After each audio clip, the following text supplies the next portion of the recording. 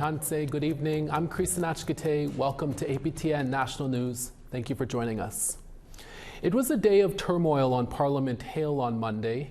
It started with the resignation of two cabinet ministers, including Finance Minister Chrystia Freeland, just hours before she was set to deliver the fiscal economic statement. By day's end, a new finance minister had quickly been sworn in, but many questions still remain, including the future of Prime Minister Justin Trudeau himself. APTN's Fraser Needham has more. I'm still here for now. The day started with the resignation of Housing Minister Sean Fraser, soon followed by Chrystia Freeland. Walking into a cabinet meeting Monday morning, ministers clearly appeared surprised at the finance minister's sudden resignation. In a letter posted on her Twitter account and dated December 16th, Freeland said she could no longer continue on as finance minister after the Prime Minister effectively told her on Friday that he no longer wanted her to continue on in this role. At a press conference on Parliament Hill, Conservative leader Pierre Poilievre said it is time for an election and called on NDP leader Jagmeet Singh to defeat the government on a confidence vote. Mr. Trudeau is being held in office by one man, Jagmeet Singh. A fifth of Liberal MPs have written a letter for him to resign. His Deputy Prime Minister has walked out on him. His Housing Minister has quit. Singh also said it is time for Trudeau to go, but stopped short of saying the NDP will bring down the government on a confidence vote. And so I want to make it very clear, Justin Trudeau has to go. He has to resign. And because of that, all options are on the table. Late in the day, Public Safety Minister Dominic LeBlanc was sworn in as Finance Minister. Distinguished guests, please welcome the Honourable Dominic LeBlanc, the Prime Minister and the Governor-General of Canada. Government House Leader Karina Gold ended up delivering the fiscal economic statement. It contains a 2-month GST tax break and a $61.9 billion deficit for 2023-24, more than $20 billion greater than what Freeland originally predicted. Fraser Needham, APTN National News, Ottawa. And the leader of the Bloc Québécois was quick to react.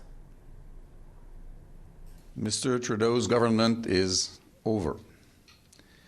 He must acknowledge that and act accordingly.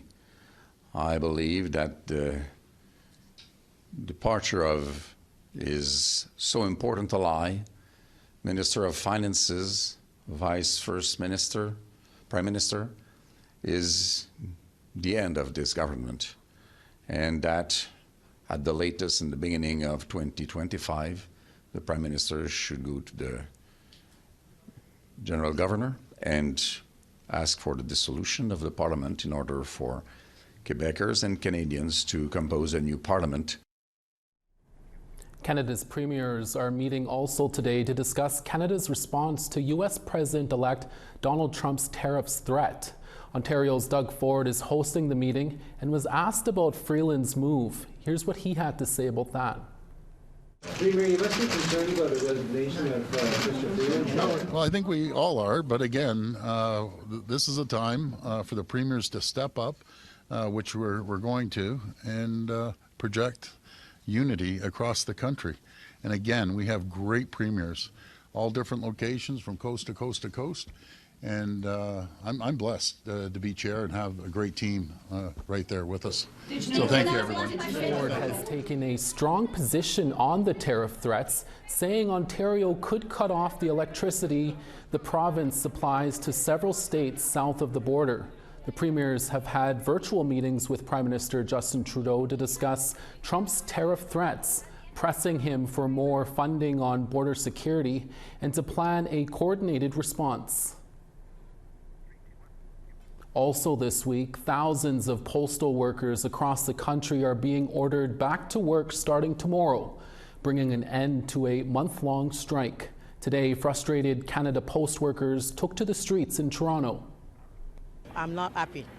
I'm very, very unhappy because I don't expect that the minister will do what he did. We're here today as postal workers to say that we're tired of the government intervening in our negotiations.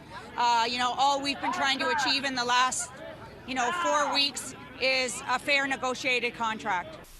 Canada Post says the Industrial Relations Board declared an impasse after 2 days of hearings over the weekend. The board then ordered a return to work. The federal government let the board determine if a back-to-work order should be imposed. We're always looking for your feedback or story ideas. Here's how you can continue the conversation with us. If you have a story you want to share, send us an email to news@aptn.ca. To read and watch our stories, you can go to www.aptnnews.ca. And you can also find us online on your favorite social media sites, including TikTok, YouTube, LinkedIn, and X. Follow APTN News to join the conversation and see our latest stories. A young First Nations hockey player from the Yukon is no stranger to breaking records, and now he has another huge accomplishment underneath his belt. Sarah Connors has the story.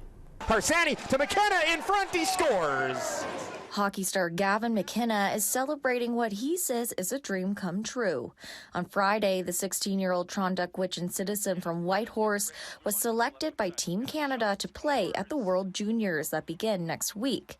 He's the youngest player named in this year's Team Canada roster. This is kind of the biggest accomplishment for me yet, I would say, and it's obviously going to be one I remember for the rest of my life. McKenna is one of only 8 16-year-olds to be chosen for the World Juniors. That list includes the likes of Wayne Gretzky and Sidney Crosby. McKenna's mother says she couldn't be more proud. He's wanted this literally since he's been, I don't know, like literally 2 years old. This has been a dream of his, so it's very exciting. McKenna currently plays for the Medicine Hat Tigers, leading the Canadian Hockey League this season with an impressive 60 points in 30 games. While he isn't eligible for the NHL draft until 2026, experts predict he'll be the #1 pick. Those close to McKenna say he's gearing up to be the next big name in hockey. I obviously think and believe that he's got a very bright future. I think that there's no real limit to what he can accomplish. He's got those abilities and he's got that drive. McKenna is the second Yukoner to play for Team Canada at the World Juniors, the other being Dylan Cousins, who won gold in 2020. Team Canada will open this year's tournament on Boxing Day in Ottawa with a game against Finland. Sarah Connors, APTN National News, Whitehorse. Another person from the White Bear First Nation in Saskatchewan has died. We'll bring you an update when we come back.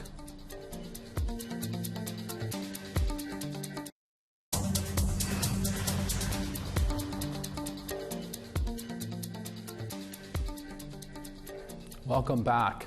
After 9 days, police have arrested a man they say was involved in a death in the White Bear First Nation in southeastern Saskatchewan earlier this month. Dwayne Maxey was wanted for 1 count of manslaughter after Carlisle RCMP were called to a home in White Bear First Nation on December 3rd. When RCMP arrived, they found the body of 33-year-old Talon Lone Thunder, who is from White Bear but was living in Cornack. On December 7th, 22-year-old Jeremy White Bear, wanted for second-degree murder in connection to Lone Thunder's death, was later found in a home in White Bear and arrested. On Thursday, December 12th, Maxey was found and arrested in Regina. He was scheduled to appear in court in Estevan this morning. Meanwhile, the Saskatchewan Serious Incident Response Team is investigating after a man from the White Bear First Nation appears to have died while in RCMP custody. On Friday, December 13th at around 12:20 a.m., Carlisle RCMP received a report of an assault in a home on White Bear First Nation. 2 injured people were found inside. An adult male was taken to hospital with serious injuries, and an adult female was taken to hospital with non-life-threatening injuries. Officers then arrested a 49-year-old man from White Bear. They took him to the Carlisle detachment, and he was monitored by staff throughout the night. At around 9 a.m., an officer found the man in medical distress and began providing first aid until EMS arrived. He was declared deceased by EMS and was not named. His family has been notified, and the Serious Incident Response Team is now investigating. In Saskatoon, a courtroom erupted into anger last week when a judge stayed charges against a driver who allegedly killed a child after prolonged court proceedings not finished within a reasonable amount of time. CTV's Laura Woodward reports.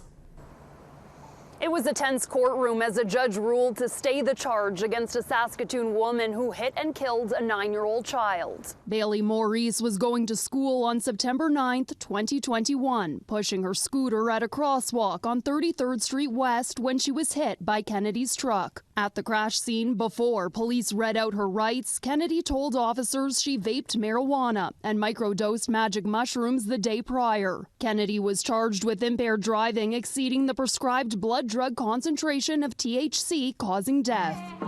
The judge ruled Kennedy's case was not handled within a reasonable time, prompting some in the gallery to yell at the judge, calling her a racist. Additional sheriffs were brought in as people continued to shout and the judge rushed out the door. We're obviously very happy with the judge's decision to stay the proceeding for unreasonable delay. We've been saying for some time now that the trial has taken too long. Matters at Canadian provincial courts must reach a conclusion by 18 months. The judge ruled Kennedy's matter took about 24 months. Even if the judge didn't stay the charges because of timing, the defense believes the case would have been thrown out over how police handled the investigation. This was a prosecution that was flawed from the get-go. And while the Crown did not speak to journalists after the decision, the defense says it's expecting the prosecution to file an appeal. This little girl deserves justice, and that's not what we got. The court system is filled with nothing but systematic racism, not only towards the Indigenous community, but towards other communities of color. And I want to believe that justice does happen, but on days like this, it's really hard for me to say that I'm a lawyer and that I'm proud of it. The girl's family says they're bracing for another tough Christmas without their loved one, leaving the courthouse still searching for justice. Laura Woodward, CTV News, Saskatoon. The Federation of Sovereign Indigenous Nations will hold a press conference on Tuesday, along with the mother of Bailey Maurice. APTN News will continue to follow that story.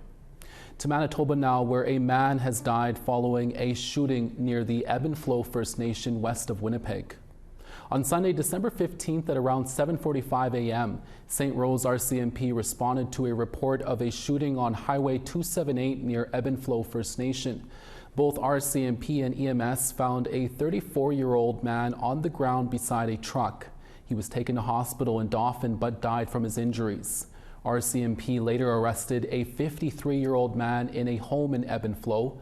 He was arrested without incident and remains in custody. No names have been released.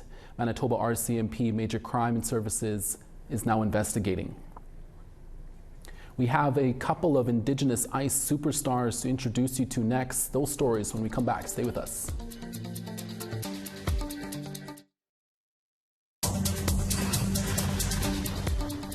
Welcome back. Time now for our photo of the day.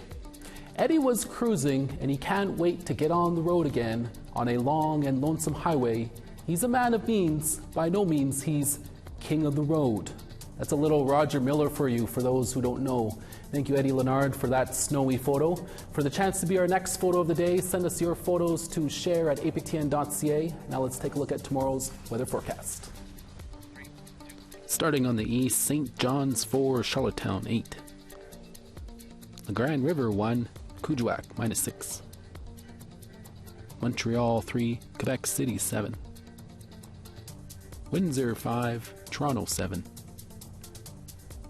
2 in Timmins, Thunder Bay -3. The Paw -15, Puckatawagan -19. Dauphin -17, Barons River -12. -15 in Yorkton, Saskatoon -17. Uranium City -25, Buffalo Narrows -20. -21 in Fort Chipewyan, High Level -21 as well. -11 in Red Deer, Lethbridge -6. Tofino 8, Bella Coola -1. Sandspit 7, Smithers -7. Watson Lake -23, Mayo -19. -28 in Yellowknife, Norman Wells sunny at -32. Tuktoyaktuk -28, Inuvik -26.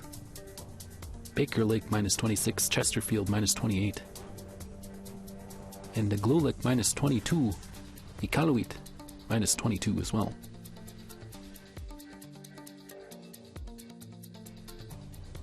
A clinical trial to treat a rare type of cancer has shown remarkable results for a young patient in BC. APTN's Tina House has that story. Emmett Doolin is now 2.5 years old and is a happy, playful, and energetic toddler. However, when Emmett's mom Lana was 34 weeks pregnant, her and her other mom Lena were told some devastating news about their unborn baby girl. The ultrasound tech had told the physician that there was something wrong. There was water on our baby's brain and that we needed to be shipped out as soon as possible. By 11:30 that night, we were at BC Children's Hospital. We'd met close to 30 to 40 doctors in the few days that led up to Emmett's birth. Doctors did a fetal MRI and concluded that Emmett had an aggressive brain tumor, and at a week old, they said results showed a rare type of cancer. And they fully diagnosed her with a diffused midline glioma. So she has a tumor that sits on the left side of her brain, and where it sits is right on the middle. She is one of only 3 in Canada that have it, and because of where the tumor is located, it's inoperable. She endured 2 rounds of chemo and numerous blood transfusions the first few months of her life, but the next rounds would have been life-altering for her. The next set of chemo would have given her hearing loss, vision impairment, probably even mobility issues. We try to live every day like it's going to be her last, because we never know what's going to happen. And then a miracle happened. Doctors at BC Children's Hospital told them that Emmett qualified for a clinical trial that was specific for her type of cancer and was intended to target her brain tumor without the side effects of chemo. So at 4 months old, they began medicine twice a day, and it's working. Her tumor has shrunk by 36%. Dr. Quinn Doan is with BC Children's Hospital and says Emmett's case is unique. Emmett is a little miracle, just how she is, just how vivacious she is, but she's also a miracle because she had a condition that could have been fatal. Dr. Doan says BC Children's Hospital is looking to expand a super hub that would see more clinical trials for other diseases available for children in BC and the Yukon. So a clinical trial is a type of study that is looking specifically at whether or not certain interventions work or not, how safe they are. So these are usually therapeutic options that are not otherwise accessible. Every month, the family travels from their home in northern BC for checkups with doctors, and so far, so good. At first, it was very emotional, but seeing her grow every day and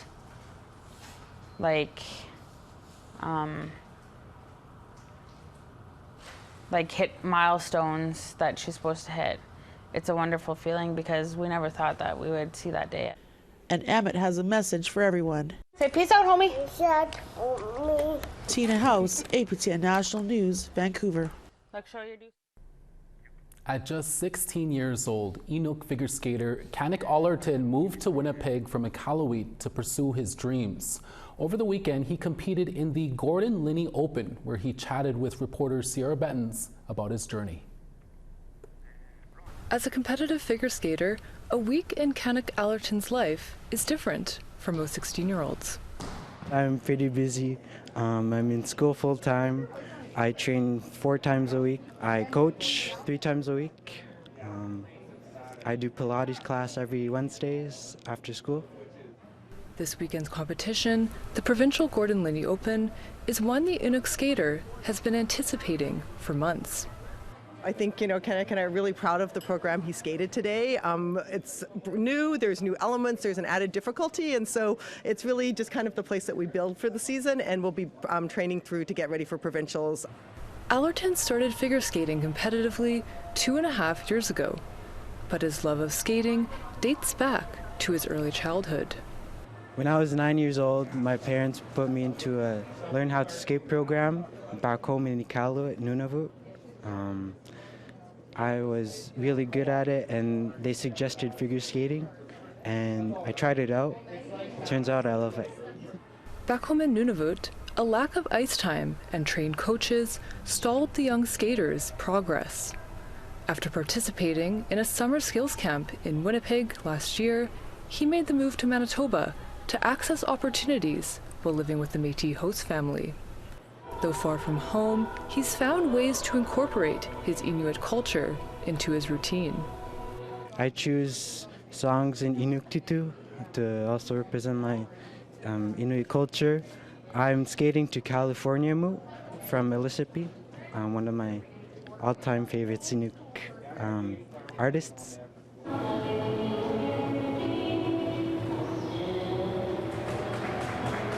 I designed my costume with an Enuk seamstress from Winnipeg.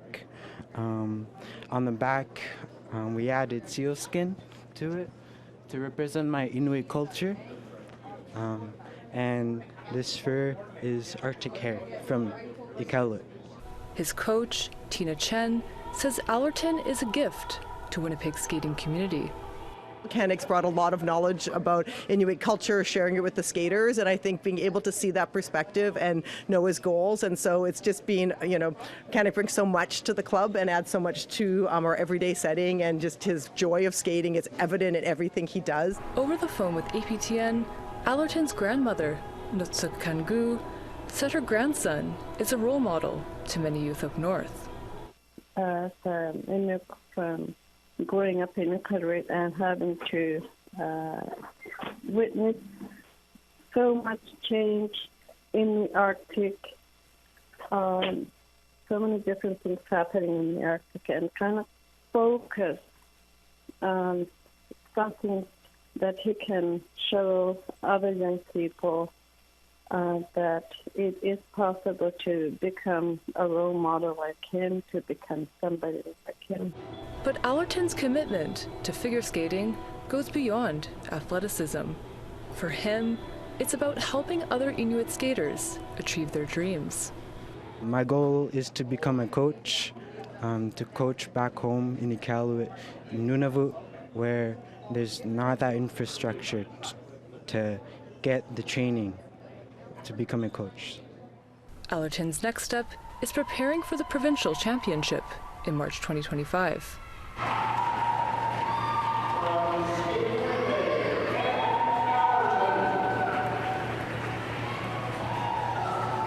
Sierra Buttons, APTN National News, Winnipeg. Great job, Canuck. And that's your evening newscast for this Monday, December 16th. We're back again for your daytime newscast tomorrow. Be sure to join us then. From all of us at APTN National News, hi masicho miigwech kwana. Thank you for watching, and we'll see you again. Ekse.